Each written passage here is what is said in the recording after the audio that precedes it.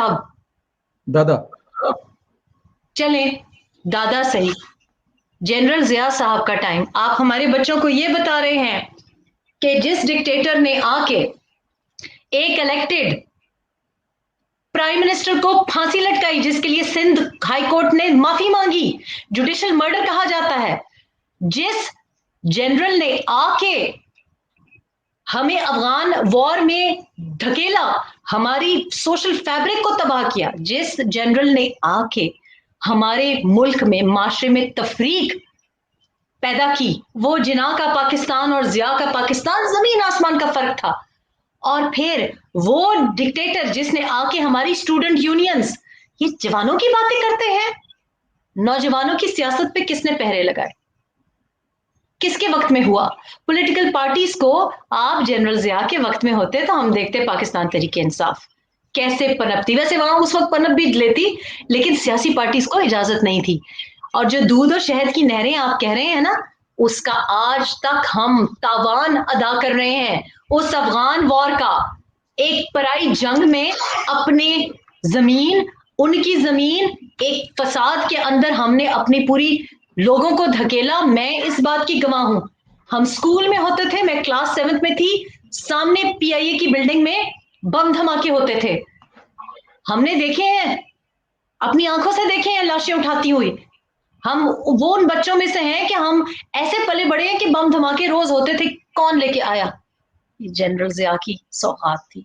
तो शर्म करें आप कि अपनी कुर्सी बचाने के लिए आप गलत तारीख और गलत पट्टियां हमारे नौजवानों को पढ़ा रहे हैं।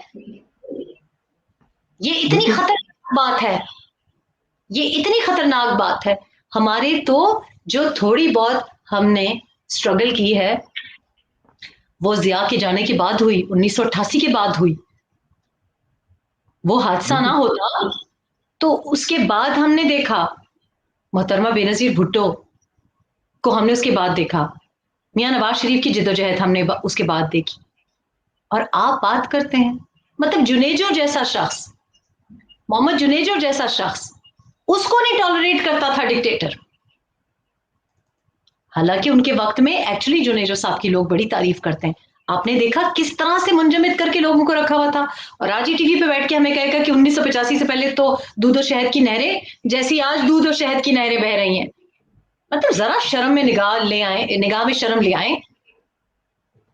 ये भी तो हो सकता है कि आज सुबह उनकी मुलाकात हुई है तो कुछ अच्छा चले। कल रात को पाकिस्तान के कोई फजाई हदूद में या बॉर्डरों पे या कोई ऐसा मसला मसाइल तो हुआ नहीं है, तो फिर आज इनका चीफ ऑफ आर्मी स्टाफ से मिलना, मतलब कि कोई मुल्क की सालमियत पर या कुछ ऐसा, सियासी चीजें तो रोज मुल्क में होती हैं, मामलात होते हैं, लेकिन चीफ ऑफ आर्मी स्टाफ से मिलना, ये कुछ फरमाएंगे इस ये पे? आप सियासत में ना उनको घसीटें। मैं आप नहीं घसीट रहा। खान साहब सवेरे नाश्ता कट्ठिया कीता है, असं तो सवाल किया सिर्फ।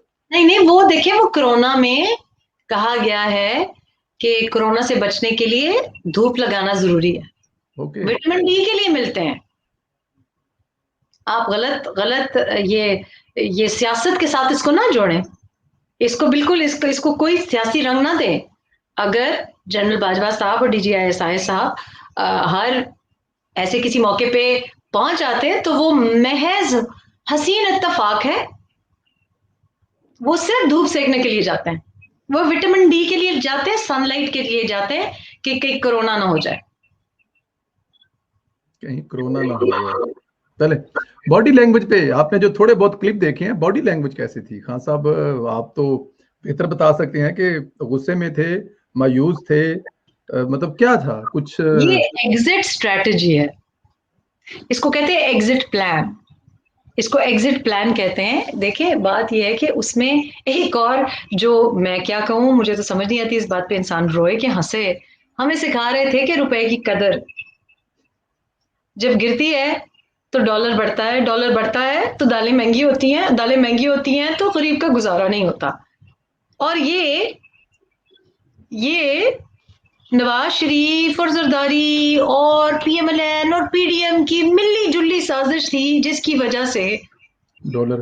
फैटफ का जो लॉ था वो इसलिए जरूरी था क्योंकि देखिए रुपए की कदर गिर जाती, अच्छा पता नहीं, मेरी तो याददाश्त इतनी तेज नहीं है जितनी इमरान साहब की है कि 1985 उनको जैसे याद है मुझे तो वैसे याद नहीं। तो आप मुझे बताएं कि रुपए की कदर किसने गिराई, इसहाक डार ने गिराई या हो सकता है वो। इमरान साहब के पता नहीं कौन से जीनियस ने गिराई। और रुपए की कदर जब गिराई और डॉलर की को जब मुस्तहकम किया, किसके कहने पे किया? और ये जो 6 बिलियन का जो आईएमएफ के हाथों मकरूज किया है, ये किसने किया? और जो करप्शन करप्शन के चोर पकड़ने के, ये जो चोर सिपाही खेलने का इनको बड़ा शौक है, वो चोर कहाँ इनके आजू बाजू में कहीं इनको नजर नहीं आए। ये जो कहते हैं ना वापस पैसा लेके आऊंगा, अच्छा तो चीनी स्कैंडल का वापस पैसा ले आए हैं? आज बल्कि सुना है कि जो लार्ज टैक्स की जो दफ्तर है उसमें वहीं आग लग गई है जहां सारे रिकॉर्ड्स थे। ये एक हसीन इत्तेफाक ही बहुत होते हैं, इनके वक्तों में हसीन इत्तेफाक ही बहुत होते हैं। तो बात यह है कि आज बॉडी लैंग्वेज क्या, वो थोड़ा सा कपकपाहट तो मैंने देखी जब दिमाग तक हाथ गया एक लेवल पे, वही क्लिप मुझे किसी ने भेजा था, तो गुस्से का ये आलम। लेकिन हो सकता है कोई और वजह भी हो, क्योंकि आपको पता है इखलाकी जुर्रत में भी इंसान ऐसी हरकतें कर लेता है। और डोज वो भी बोल रहे डोज कि मुझे समझ भी नहीं आ रही, कहते मुझे समझ नहीं आ रही। डोज ये भी ऊपर नीचे हो सकती है डोज ऊपर नीचे हो गई हो तो इस वजह से थोड़ा सा वो कपकपाहट या कुछ ऐसा। देखिए उम्र का ये हिस्सा है, आपको पता है, फिर लोगों को कुछ ना कुछ तो तिब्बी इमदाद की जरूरत होती है। लेकिन बहरहाल आज राना सनाउल्लाह साहब ने भी बहुत अच्छा एक अनाउंसमेंट किया है। और ये देखिए ये होती है ग्रेस इन पॉलिटिक्स। उन्होंने ये नहीं कहा कि मैं ऐसी निकाल दूंगा। देखिए भाई भाई का ख्याल करता है ना, उन्होंने ये नहीं कहा कि जैसे मरियम नवाज का आपको पता है वो उनकी उन्होंने कहा था कि जूस वगैरह मैं बंद करा दूंगा, नवाज शरीफ का वापस जाऊंगा, एसी निकाल दूंगा, खाना सुना है कि चूहों वाला खाना, बचा खुचा खाना मिलता था। लेकिन राना सनाउल्लाह साहब अब फैसलाबादी हैं, आपको पता है खुले दिल के लोग हैं। उन्होंने कहा हम तमाम मरार तमाम फैसिलिटीज देंगे। और मैं समझती हूँ कि इतनी इतने वो केयरिंग है, इतना उनको ख्याल है इमरान साहब का, इतना ख्याल तो मेरा ख्याल है उनकी फैमिली ने कभी नहीं किया, उनके दोस्तों ने नहीं किया। और मैं समझती हूँ कि शायद जो अ, एहसान और जो मेहरबानी या जो मदद घर वाले नहीं कर सके, मैं नहीं कर सकी, वो राना सनाउल्लाह साहब हमारे हीरो को मेरा ख्याल है उनकी सेहत का खास ख्याल रखेंगे। जेल में आज उन्होंने बरमला ये कहा, इसका उन्होंने मतलब कहा समझूंगा जेल में। इसका मतलब राणा साहब ने भी जो 92 का वर्ल्ड कप है वो लाइव देखा हुआ है। जी मेरा ख्याल है कि वो मोहब्बत ही होगी, क्योंकि जी डेफिनेट। जो उन्होंने कहा है कि तमाम सहूलियात दूंगा, बस एक चीज नहीं दूंगा, इससे मुझे भाई की मोहब्बत ही झलकती है। एक घर वाला या सिर्फ एक, मेरा ख्याल है ये खुलूस वाली बात है। मेरा ख्याल है बिल्कुल कि अगर अगर जो जो मैं जहाँ पे मदद नहीं कर सकी, मैं जिस जिस मरहले में फेल हुई हूँ, अगर राना सनाउल्लाह साहब कर लें तो मेरा ख्याल है कि कौम की ये बहुत बड़ी खिदमत है। बिल्कुल ठीक है। इसको अच्छा खुलूस में लिया जाए। बिल्कुल ठीक है। अच्छा मैं जरा मियां साहब की तकरीर पे जाना चाहता हूं लेकिन बिफोर आई गो देयर एक लास्ट क्लिप मैं जरा खान साहब का आपको सुना, जो लंबा चौड़ा नहीं है, एम ए बस एक छोटा सा क्लिप है, वो सुना के उस पर कमेंट लेने के बाद फिर मैं मियां साहब की तकरीर पे चलूंगा। ये जरा छोटा सा जरा एक क्लिप है, जरा प्लीज इस पे हमें समझाइएगा कि इस बात का मतलब क्या है, जरा ये प्लीज। जो करप्शन करेगा रिश्वत देगा वो हमारे में से नहीं है। उसको लोग शादियां नहीं करवाएंगे उन घरों में, उनको वोट पार्टीज पे नहीं बुलाएंगे। ये क्या पार्टीज में नहीं बुलाएंगे? आखिर में क्या शादियां नहीं करवाएंगे? अब पार्टीज यही में तो नहीं मुझे बुलाएंगे? एक तो शादी में नहीं बुलाएंगे और ऊपर से वो पार्टियां जिनके बाद लोग सुबह भी सोते नहीं है, सोए होते ये हैं, वहां पे अच्छा भी अच्छा। नहीं, दोनों तरफ से ब्लॉक। ये जरा बताइए क्या कॉम्बिनेशन है कि शादियों पे भी नहीं बुलाएंगे और वो जो लेट नाइट वाली पार्टी है जो करने के बाद लोग इनके सामने सोते हैं उनमें भी नहीं बुलाएंगे। तो मतलब ये इनका कहने का ये मतलब है कि पीटीआई के जितने नौजवान हैं, वैसे तो मेरा ख्याल है कि उनमें से किसी की शादियां नहीं होंगी फिर। जी वही इमरान खान साहब ने कहा है, हम तो कुछ नहीं कह सकते। ये ऐसी बात नहीं है, लोग 3-3 शादियां कर लेते हैं, ऐसी कोई बात नहीं। मेरा ख्याल है इमरान साहब की बात से ना डरें, माशाल्लाह सबकी रिपोर्टें हैं हमारे पास। कुछ लोगों की बल्कि को खुफिया रह जाती हैं, लेकिन कर लेते हैं। पाकिस्तान में लोग बड़े खुशी खुशी कर लेते हैं, मैंने देखा है, बड़ी खुशी खुशी कर लेते हैं। बल्कि क्या बोलूं, अब मैं ज्यादा जातियात पे नहीं जाना चाहती, लेकिन बड़ी खुशी खुशी, मतलब लाइक बड़ी उम्र में भी कर लेते हैं। करप्शन वरप्शन नहीं देखते जी, ऐसी कोई बात नहीं देखते, वरना सारे के सारे गवारे बैठे होते हैं।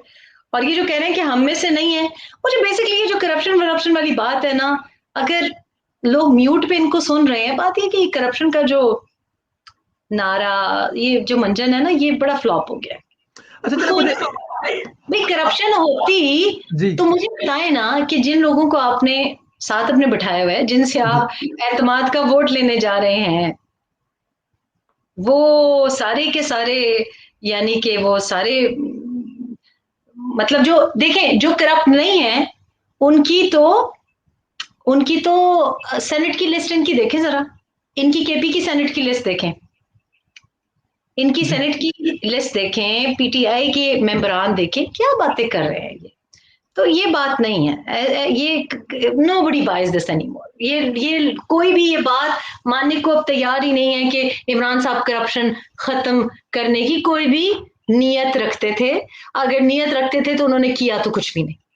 बिल्कुल ठीक है, बिल्कुल करप्शन ठीक है, बड़ी है, ये रेहाम खान नहीं कह रही, ये ट्रांसपेरेंसी इंटरनेशनल कह रही है।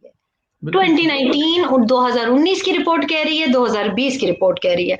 हमें कोई दिलचस्पी नहीं है आपके पुराने, आज जो स्पीच थी वो कंटेनर वाली स्पीच थी, कंटेनर वाला अंदाज था, और कंटेनर पे वापस दावत भी दी है। उन्होंने कहा मैं बंदे निकाल के दिखाऊंगा, उन्होंने कहा जी करप्शन के खिलाफ लोगों अवाम निकलेगा, तो अवाम तो निकल गया ना, अवाम तो आपके खिलाफ निकला था, जिसके ऊपर शेलिंग की आपने इस्लामाबाद में, गवर्नमेंट सरकारी नौकर निकला था, आपके जी खिलाफ निकला था, बिल्कुल ठीक, आपने उनके ऊपर नो डाउट। शेलिंग की। और ये जो कह रहे हैं कि मैं अवाम निकालूंगा, वो जब लोगों को